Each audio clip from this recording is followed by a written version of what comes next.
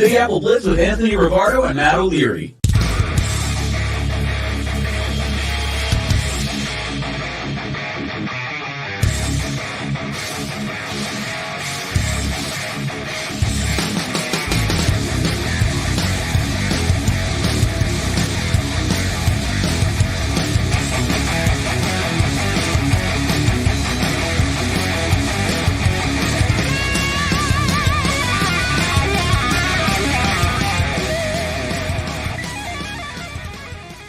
Hello and welcome into another Big Apple Blitz. What's going on? Matt O'Leary joined by Anthony Rivardo. Anthony, how's it going, my friend?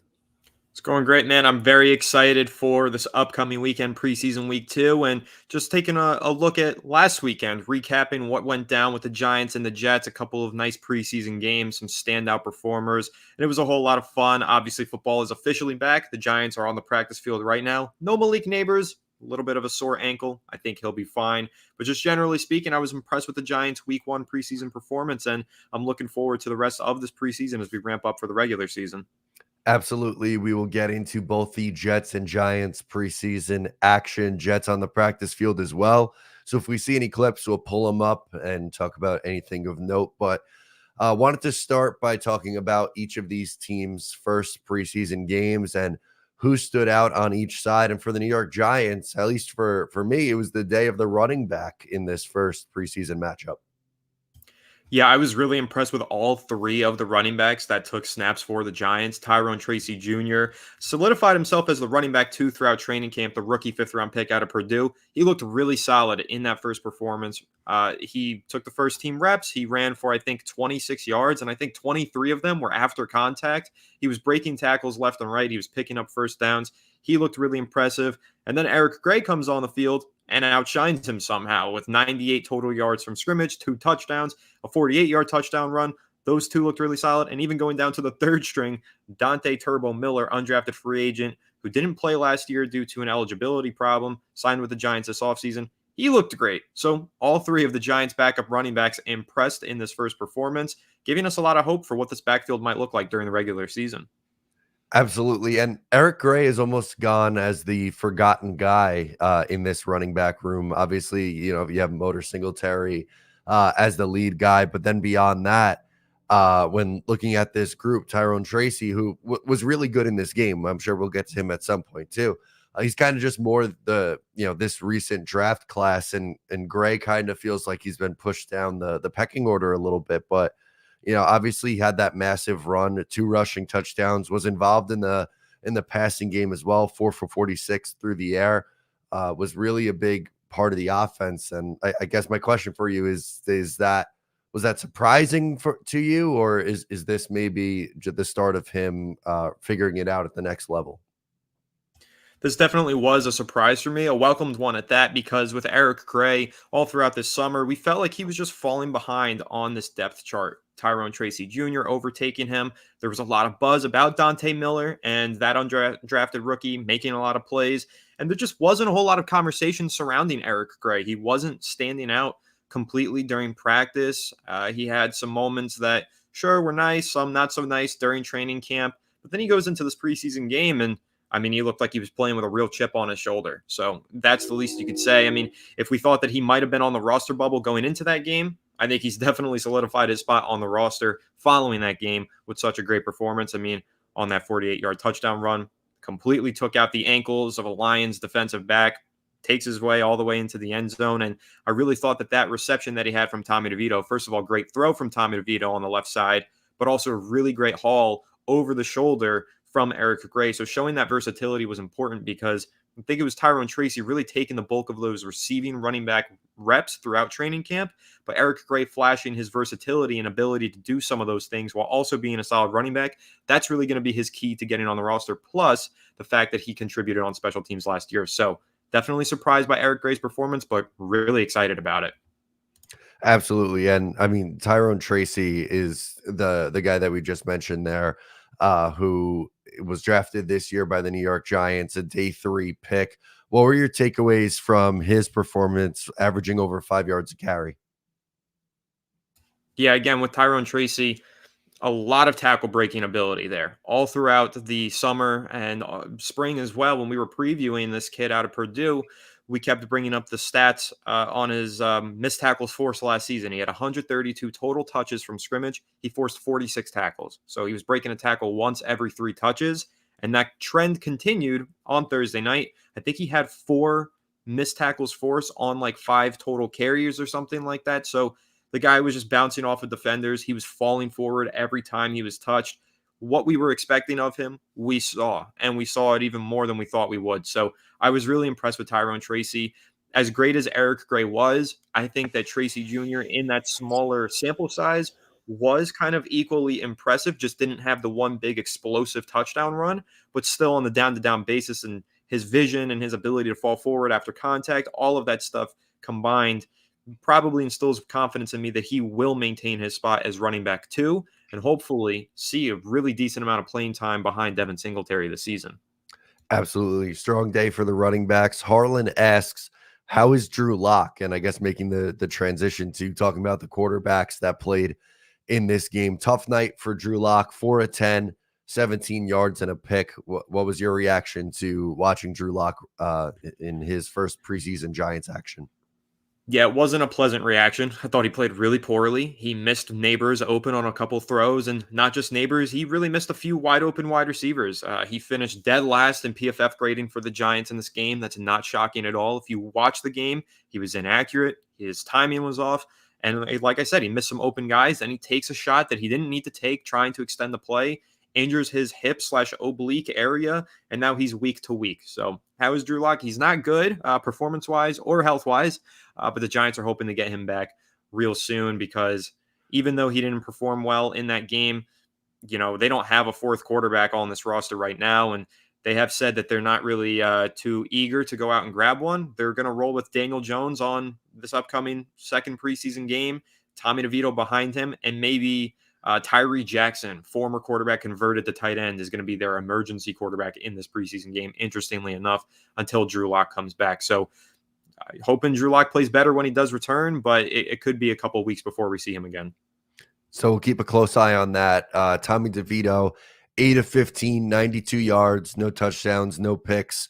I know Tommy Cutlitz is our guy here on Big Apple Blitz. What was your takeaway from his first preseason game? I thought he looked fine. He played a lot more than we expected because Drew Lock got injured so early. So he played a full 3 quarters. And I thought that DeVito looked good. Keep in mind that he was playing with 6th, 7th, 8th string wideouts, a lot of backups who aren't going to make an NFL roster. You know, he had a couple of nice throws, some really good throws earlier in the game when he was playing with a little bit better talent. He had some misses throughout the game.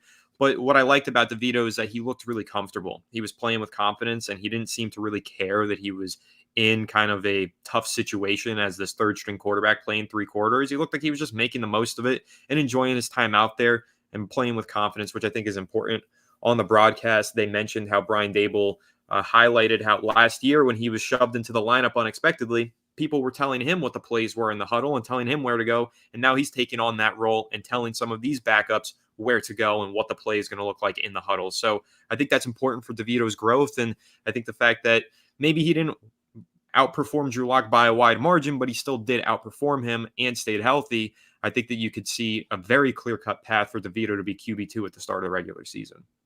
Absolutely. I think that's in play for him. I thought he looked solid. I don't know if he stood out as like, oh my God, it was some amazing game from Tommy DeVito, but kind of did what was asked of him, as you said, and was in a tough spot dealing with, some wide receivers that probably aren't going to be on an NFL team in a few weeks. The New York Giant defense allowed just 3 points in this game. Some takeaways or players that jumped out to you on the defensive side of the ball? Yeah, there were a few key defenders who stood out. First of all, Trey Hawkins, the 3rd cornerback, he won the starting outside job opposite Deonte Banks last year as a 6th-round rookie. He lost that starting job pretty early on. He had a very tough performance, I believe, in week 3 versus the San Francisco 49ers, where he missed like 5 tackles and just didn't look very good. He finished his rookie year with a perfect passer rating and coverage against him. So, again, just a very bad rookie campaign from Trey Hawkins after a very impressive summer. But you're hoping that going into year 2 in a new defensive scheme that seems to be a lot easier for these guys to process, maybe he wins that starting job again. I wouldn't put it past him. He's a very solid summer performer.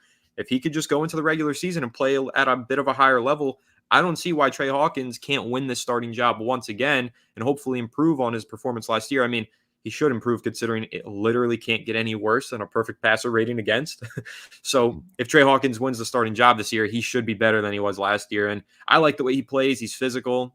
He's kind of got a nasty streak in coverage. He jams really hard at the line of scrimmage. And I think that he's a good player, and he impressed. He had a very high PFF grade in this game. He only surrendered 1 reception for 7 yards on 3 targets in this first preseason game. So I liked what he showed, and I'm thinking that he could potentially win that starting job now. And I feel the same way about undrafted rookie free agent defensive tackle Elijah Chapman out of SMU. He led the game with, I think, 4 or 5 total pressures, a few hurries, and the sack and the tackle for loss. He looked really good, and that DT2 job is wide open for the Giants. So a couple of youngsters really gunning for starting positions that are clearly open to position battles, and I think that's exactly what you want to see in those preseason games. Yeah, absolutely. I was going to say it really seems like there's positions open for grabs on this Giants defense. And, looking specifically in that corner room, we've talked about, yes, they have, one of those spots obviously filled out. They're kind of just waiting to see who's going to be playing alongside Deonte Banks. But and this preseason action is kind of a good time to have that competition, not only in training camp practices and the joint practices, but the in-game situations. It's very hard to recreate those in-game moments. So kind of nice to see those guys step up there. And for the Giants, what seems like this could be a transition year in a way. Like there's not, crazy high playoff expectations, but seeing maybe you have a long-term starter on the defensive side of the ball with one of those two guys seems like a win for this year. Yeah, an absolute win. And one other player that I do want to highlight, Deontay Johnson, linebacker for the Giants, had a really good performance. And he's had a lot of those this summer all throughout training camp.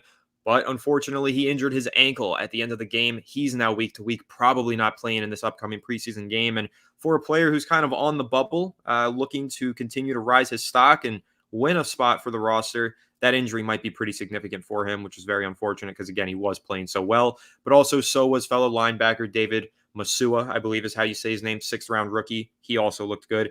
Honestly, everybody in that Giants front 7 played really well. I saw a lot of standout performers, and even flipping to the other side of the trenches on the offensive line, not necessarily that everyone just looked like an elite player, but what I noticed was a lot more cohesion up front and a very clever blocking scheme on some of those running plays that sprung Eric Gray open. So I'm actually going to give the credit not just to the players on the offensive line, but to new offensive line coach Carmen Bricelo. I thought that the way that the unit performed and the continuity that they had up front, the cohesion on some of those blocking schemes that they were executing, it all looked great. So all positive signs for the Giants in their first preseason game. And I think that, it's just preseason, but you could feel a little bit excited and feel a little bit positive about the direction of this team and the progress that they've made this summer. Absolutely. Tony, the GM, chimes in, says, you two are super competent. So I like that. Tony, a big fan of the show. We appreciate you hanging out with us. And he asked a question, which is maybe a good transition here into getting to the New York Jets and who stood out in either a positive or negative way. Says, McDonald worries me. He isn't ready as an every down player. And he didn't look good against the run, which really isn't surprising with his size. And his size has been brought up as a concern for the New York Jets here as he enters year 2. He did have a pressure. Ended up having a roughing the passer penalty. I thought it was a little borderline. It was one of those where like his body weight fell through the quarterback and it gets called. So unfortunately that happens in today's league, but spin move was looking good again against the run, not really his strength, which leads me to believe anyway that I think he's really best suited as that situational pass rusher going into this year, which you don't love as a top 15 pick, but can he still have a useful role in this Jets defense this year? I think he can as a pass rusher, but I agree with Tony, not an every down player. Yeah, that seems to be the unfortunate reality that we're heading toward with Will McDonald. I saw that clip as well of the spin move. Looked real good. He flashes that pass rushing ability here and there, and he looks like he's definitely got those traits to be a high upside pass rusher. But at the end of the day, kind of blows it with a roughing the passer penalty that, honestly, in my opinion, I thought was justified. I thought that was a good flag. He really put his weight on top of the quarterback, and he just didn't need to. I know that might be a controversial take, but I felt like that was actually a justified call when you just know the rules of the NFL. And it's not like he's a rookie. He's been in the league for a little bit of time now. He should know better than that. That's my take on that one. But I do agree. I think that him becoming an every down player, it's going to come down to whether or not he's able to add weight and improve his strength against the run. And so far, we just have not seen that. Meanwhile, other summer standout performers like Tack McKinley continue to play well above expectations. He had 2 pressures in the game on over the weekend. So not super confident in the direction of McDonald, but like you said, the high upside is there as a rotational pass rusher. Absolutely. Looking on the defensive side of the ball first, because that's where we started with this question. A name that stood out on the defensive line, you brought up Tack McKinley. I'm going to bring up Leonard Taylor. I know his PFF grade gets dinged because of the his against the run, but had a sack, had a big tackle for a loss. His name was mentioned a lot in this one. I believe he ended up finishing with 4 tackles, which is a really nice 2 tackles, excuse me, which was I thought a nice performance from him as a guy who's really trying to fight to make this roster. The Jets usually tend to carry 10 defensive linemen, and 8 of them seem pretty much locks. So we're kind of looking, if you mentioned Tack McKinley or Leonard Taylor or Eric Watts, who came up with a sack in this game, if they could kind of take the next step and solidify their roster spot. But I thought Leonard Taylor stood out as someone who maybe did that in trying to gain a roster spot here. Yeah, and I love the fact that that's an interior defender standing out for the Jets, and they're just so loaded up at that position that as well as he played in this game and as well as he might continue to play, he could still wind up getting cut and landing with the New York Giants at the end of the summer. So hopefully that is the case. I thought Leonard Taylor was an impressive talent. As an undrafted free agent, was a little bit jealous when the Jets went ahead and signed him. I thought that he made a lot of sense for the Giants, considering how thin they are at the position. But maybe he does get cut, winds up making the trek to the other side of MetLife Stadium later on in the summer. That would be great. But yeah, a really good performance from him. Like you said, PFF grade doesn't look so great. It's because he missed a few tackles. That kills you in the PFF grading system. But his pass rushing grade was high. He did have those pressures and that sack, and I am impressed with him. And I do think that as far as undrafted rookies go, he was one of the best available at the end of the draft, and I think has among the highest potential of any of those undrafted rookies that were signed this summer. Absolutely. Tony chimes in and said Bernard Converse looked okay. I thought he looked good in this game for the New York Jets. He stood out, and this is an interesting guy going into his second season. Initially looked like he was going to play safety last year. Didn't really see a ton of him in the preseason due to injury. This year they move him back to corner, and I thought he played well in this game against the Washington Commanders. Trying to look and see. I think he ended up with four tackles in this game. It was kind of just always around the ball, it felt like. Yeah, another standout performer there. And what I'll highlight is, we keep talking all summer about these Jets young defenders and their ability to develop in this scheme and system and coaching staff that has gotten the most out of young defensive players. So I think that's another name to keep an eye on. And really just any of these young players that the Jets have, I think there's reason for excitement just based on the pedigree of the coaching staff alone. Absolutely. Speaking of young players, how do you not mention Braylon Allen, who was a high-profile day 3 pick? It's weird to say high-profile day 3 pick, but Braylon Allen was for the Jets. He ended up with 6 carries for 54 yards, 9 yards per carry. I thought he looked really strong in this game. Just insanely difficult to bring down at the second level, and that was put on display early in this one. Yeah, I mean, I saw an absolute monstrous truck stick. That was pretty cool. That was awesome and fun to watch. And that's the kind of power that you expect from Braylon Allen. That's what you're looking forward to when he takes the field. And that's something that we talked about in our previous episodes, kind of previewing our expectations for him. I think that in terms of being a short yardage power back or one of those change of pace guys, when you've got a lot of speed out there, now you need a little bit of power against a loaded box. That's the guy you want out on the field. And I think it's good to have those different kinds of skill sets to make your backfield more versatile and dynamic. So really impressed with what we saw there. And I'm excited to watch him play some more and hopefully make some more highlights and run through some more players with the truck stick. Yeah, that was put on display in this game, running over poor wimpy tacklers at the second level. Isaiah Davis had a nice run in this game. His box score numbers don't look great, 4 for 8. So, overall, all 4 of his carries weren't great. He had one really nice looking run. But other than that, I mean, in the quarterback room, didn't really see a whole lot of Tyrod Taylor. He threw 2 passes. So Peasley played the rest of the first half, finished 8 of 11 for 73 yards and a touchdown. But Adrian Martinez, I thought, really stole the show in the second half. 6 of 10, 104 yards, a couple highlight throws down the field, led a game-winning drive at the end of the game. I don't know if he really has much of a shot to make this roster, but a cool story to see a UFL quarterback come out and make some plays here in a preseason game. Yeah, that's always fun. I think that when you see those kind of under the radar players, UFL guys kind of step in and make plays, it's always exciting. I don't know if you've watched any of the UFL, but I've seen some of those games before, just at sports bars, generally speaking. They're pretty fun to watch. I kind of do enjoy the UFL, and I think that it's important for them to continue to establish themselves as a pipeline for the NFL talents, and I think that was fun to watch. But one question that I do have for you, it's about quarterbacks, but it's not about Jets quarterbacks. It's about Washington quarterback Jaden Daniels. First of all, as a Giants fan, need to know, what's your first impression? How deadly will he be in this division? And the fact that he did score a touchdown and connect on a deep ball. Any kind of concern over the fact that he was able to get the better of the Jets defense on a couple of occasions?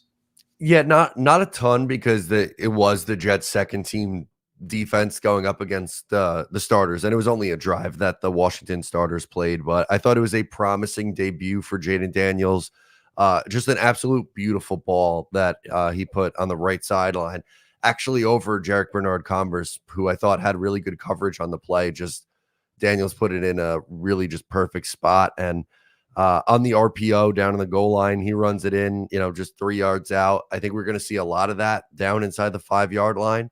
He's someone you have to have the quarterback spy on. And the Jets, they just missed it or bit too hard on the run fake there. But I think his athleticism was really showed off in this preseason game.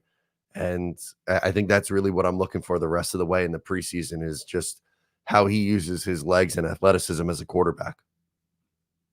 Yeah, I'm looking forward to that. And, we'll see, of course, how he winds up playing this season in the division for the Giants. I'm looking forward to our first matchup against him in week 2 and hoping that the Giants can figure out a way to contain his legs and prevent him from hopefully burning us at any point during the season.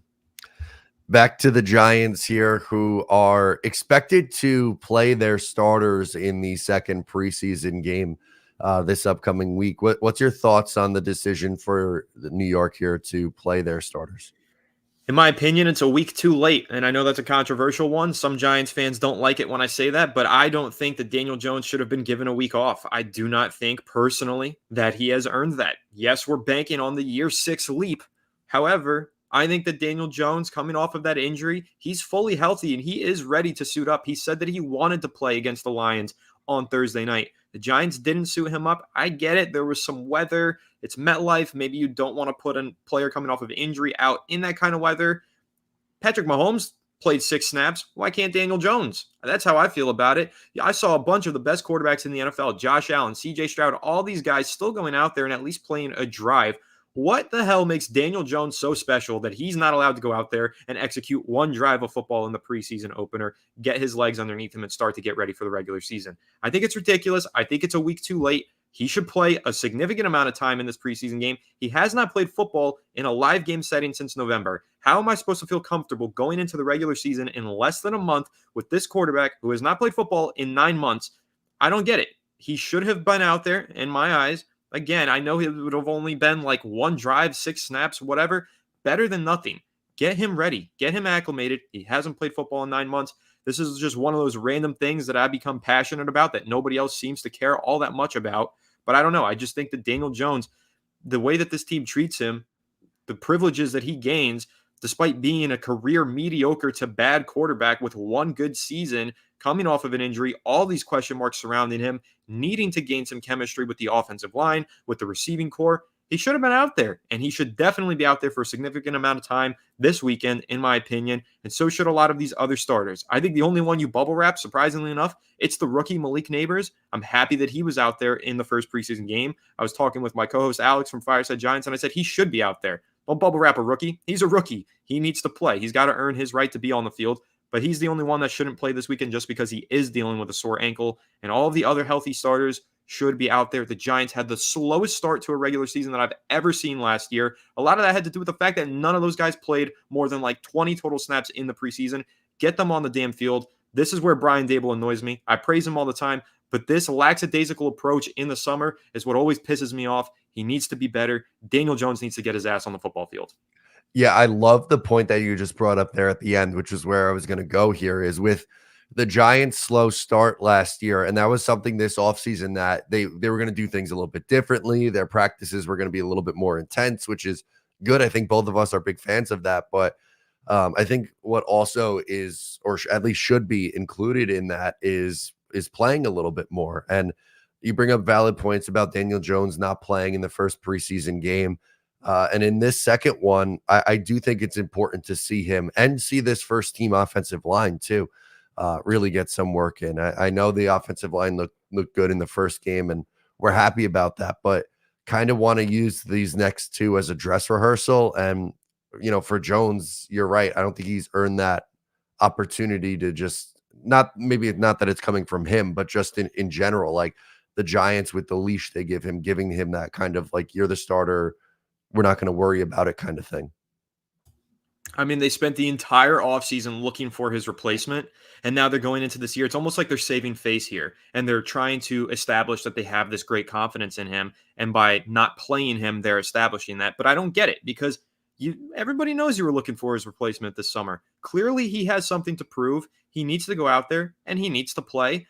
I just don't understand the privileges that he's been given. Personally, I really don't. So these are kind of the more intense points that I can make against Daniel Jones that I can't do on Fireside Giants because his hive of supporters loves to live over there. So I like that I get to unwind a little bit on this show and just be a little bit more critical of him and point out the fact that he should not be the guaranteed 100% starter.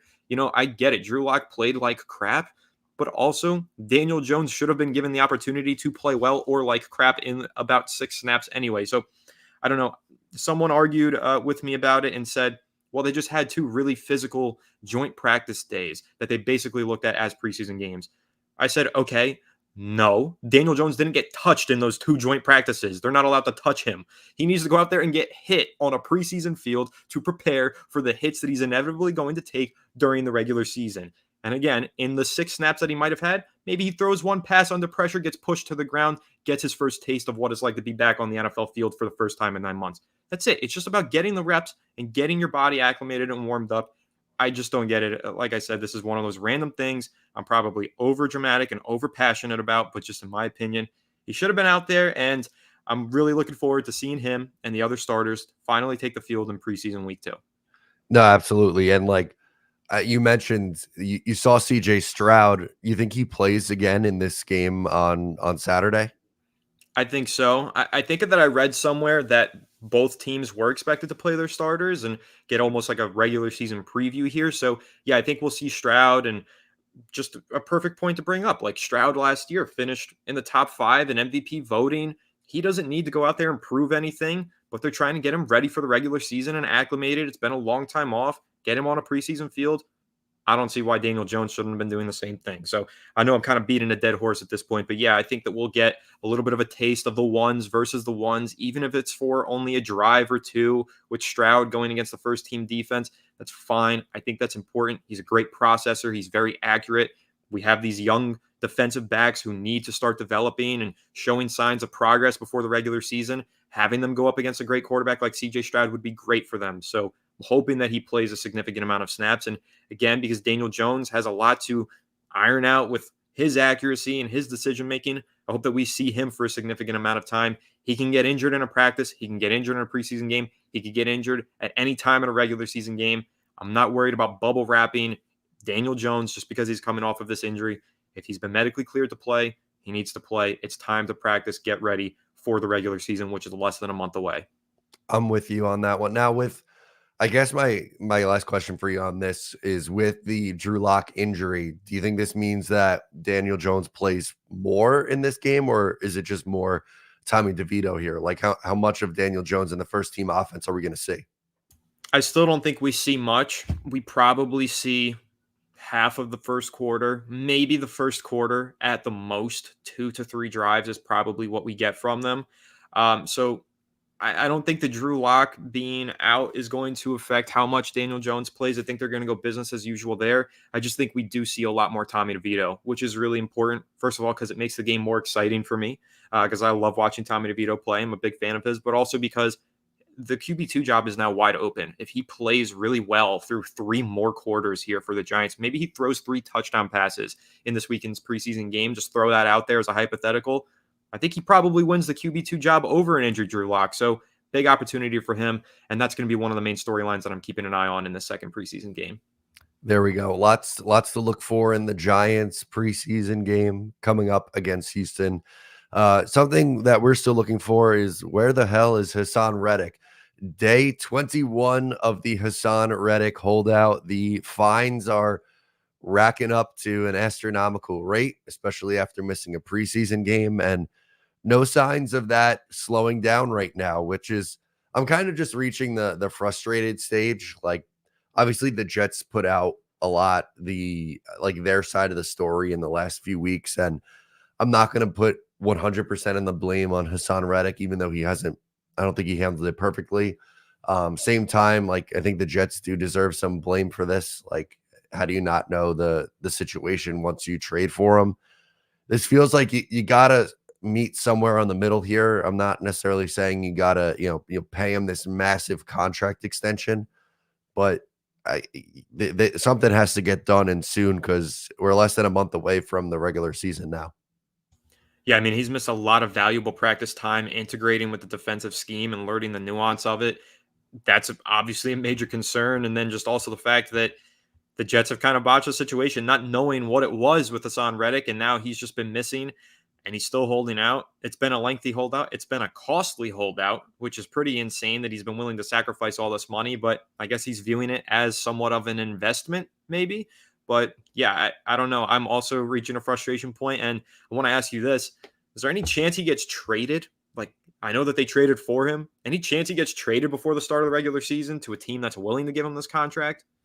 Yeah, that would be so bizarre, right? Like, you give up a future 3rd round pick for him and then flip him before he ever plays a down. The thing is, the Jets do need him. Like, I see a lot of Jet fans who look at this Jets defense and are frustrated by Hassan Reddick, and I completely understand it. Like, I get where they're coming from, but I don't think the Jets could afford to not have Hassan Reddick on this roster, especially you lose your best pure pass rusher in Bryce Huff in free agency. You trade away John Franklin Myers for peanuts, and I get it. Like, Will McDonald, that you want to have a bigger role this year, fine, but I don't think he's close to an every down player. And right now, the Jets' 4th edge rusher is Michael Clemens. They love to rotate guys and keep guys fresh, and Reddick would be this team's best pass rusher. This team's built on having an elite level defense, and without Reddick and on the edge, I don't think it's an elite defense. It's still a very good defense, but if they want to be a top 3 unit in the sport, I think they still need this guy. I mean, I do agree with you. I think he's necessary to the lineup and the structuring of the pass rush. But if he's just not cooperative and he's not out there, then I don't really know what you can do. I mean, maybe they do have to explore something. I'm not sure. And I think that it could get interesting as we get even closer here. Like we've said, it's under a month away from the start of the regular season. And with him still not having reported to practice, does he even have the playbook? Has he studied it? Is he training? Is he getting ready? Will he be there on the field in week 1, even if he reports? I don't know. And I just think that all of those question marks and variables considered, maybe the Jets look to move on before they even get him on the field. I don't know. I think that's something that would be bizarre, would be absolutely wild and unprecedented, but honestly seems to be somewhat of a possibility. But I'm hoping that they just figure it out. They get him on the field, whether it's just a raise for 1 year, whether it's the long-term deal, whatever the case might be. They got to get him on the field. He is necessary to this lineup, like you said, and he's a very good player who increases their chance of maximizing the Super Bowl window. So they got to figure something out here. Yeah, Harlan chimes in, says, if Reddick wants to call it a career, that's on him. Jets can't afford a long-term contract because they are up against the salary cap. And then First State follows it up, says Eagles held tight for 2 years and Hassan did not get what he wanted. So I agree. Like, I don't want to be paying Hassan Reddick into 2026. If they can redo the number for this year, get more guaranteed, and, maybe you have to tack on a year in 2025, I'm okay with that. But I don't want it to be a long-term deal for Hassan Reddick. I don't know. I just wish they could find a way to get him on the field, even if it's just for this year. It's not, 24 and 25. If they use him as, a hired gun, so to speak, and, it's kind of just going to be a rental in a year where they're going for it, for a 2026 third-round pick, so be it. But they got to get him on the field. And at this point, like, it just feels like there's no end in sight. And fans are getting frustrated. It feels like the Jets are getting frustrated, and I don't know what the end game is here. It's really tough to predict, and I don't know. I can't tell exactly how the Jets are going to be able to maneuver their way forward and out of the situation, and I don't know what Hassan Reddick's really playing at here, but again, like I said, something just has to be figured out. They need to come to some sort of resolution because of his significance to the lineup, and the expectations of this team, I think, really tie into all of this. This is a team that made this trade and knowing that they are in a small Super Bowl window. They're trying to win now. They want to load up on as much talent that will help them win this season. Hassan Reddick was a big part of that, and now he's not on the field, and he might not take the field this season. That's really concerning. So in terms of just maximizing this championship window, they really got to figure out a way to get him on the field this year. And if not, I don't know, they got to get creative, I guess. Yeah, that's right. But they kind of put themselves in this spot by letting Bryce Huff walk, which kind of goes back to my original fear this offseason. But then number two, you trade away John Franklin Myers to clear cap space.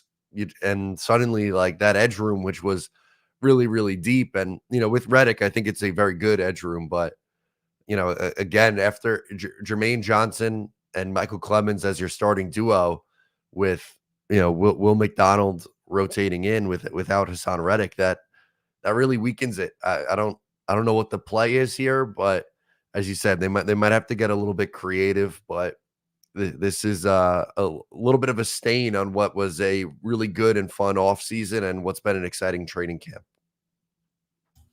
Yeah, that it definitely has been. And I guess the one last thing that I would highlight, maybe this paves the path for a potential Will McDonald breakout. Maybe we see more of him. I don't know. But again, so many question marks surrounding him and whether or not he can be a 3-down player for the Jets. So it's really just tough to project what this defensive lineup is going to look like with and without Hassan Reddick. Absolutely. So before we get out of here, I wanted to ask if there was any thoughts or predictions for what we see the rest of the week here before we talk again on Thursday. Thinking we'll see some interesting practices from the Giants, hopefully as they continue to ramp things up and get ready to play those starters. Please give Daniel Jones a decent amount of playing time this weekend, but it should be an interesting time here for both the Giants and the Jets as they just get ready for the regular season, which is less than a month away, and I can't wait for it. Absolutely. On the Jets side of things, they're still on the practice field right now. It seems like Aaron Rodgers threw a pick to CJ Mosley, which is getting highlighted. Then a couple touchdown passes to Xavier Gibson and Garrett Wilson. So kind of just excited to see practice the rest of this week. The Jets have a joint practice against the Carolina Panthers on Thursday. So maybe we'll have some storylines going into that. But yeah, I think for now, this is going to do it. Harlan throws it up at the end. Hope your throat gets better. This is I don't know what's happened. This just might be my new norm. Like, I don't feel sick anymore. It's just my voice hasn't come back. So I don't know what to do here anymore, Anthony. Plenty of cough drops, lozenges, and I guess some gargled salt water, and maybe you'll be better. And hopefully by Thursday's episode. I really hope so. But that's going to do it for us, guys. Please make sure to subscribe to the channel here. Check out Anthony's work over on Fireside Giants, and you can find me on Matt O'Leary NY. Appreciate it so much. Thank you. I'm Matt. He's Anthony. And we'll catch you next time.